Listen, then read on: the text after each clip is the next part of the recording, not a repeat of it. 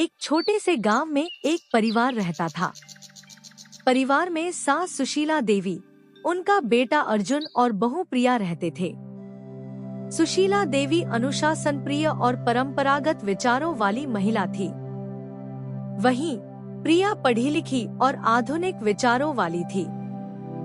शुरुआत में उनके विचारों में टकराव था, जिससे दोनों के बीच दूरियां बनी रहती थी।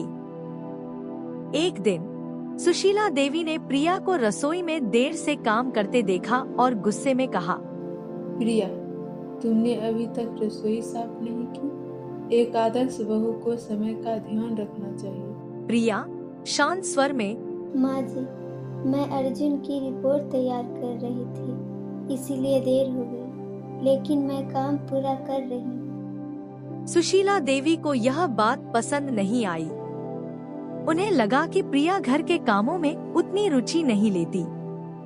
दूसरी ओर प्रिया को महसूस हुआ कि सास हर छोटी बात में उसे टोकती रहती है। कुछ दिनों बाद घर में एक पूजा का आयोजन हुआ।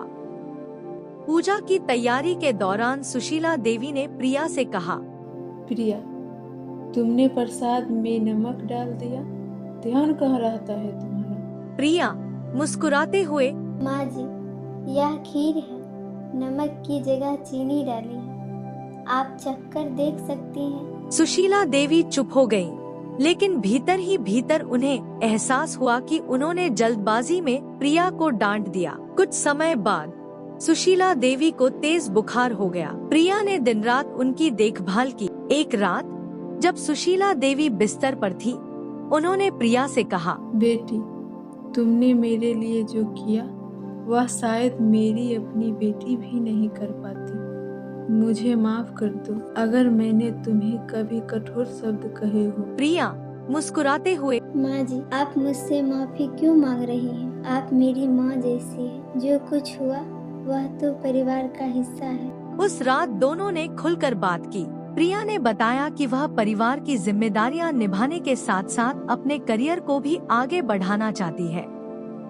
सुशीला देवी ने उसकी बात समझी और कहा, तुम सच में बहुत मेहनती हो। मुझे गर्व है कि तुम मेरी बहू हो। इसके बाद से घर का माहौल बदल गया। सास बहू में समझ और प्यार बढ़ा। अब वे एक दूसरे की ताकत बन गई थी। इस कहानी से यह सीख मिलती है कि सास और बहू अगर एक दूसरे के दृष्टिकोण को समझें और आपसी सहयोग करें, तो परिवार खुशहाल बन सकता है। परंपरागत और आधुनिक विचारों का संगम परिवार को मजबूत बनाता है।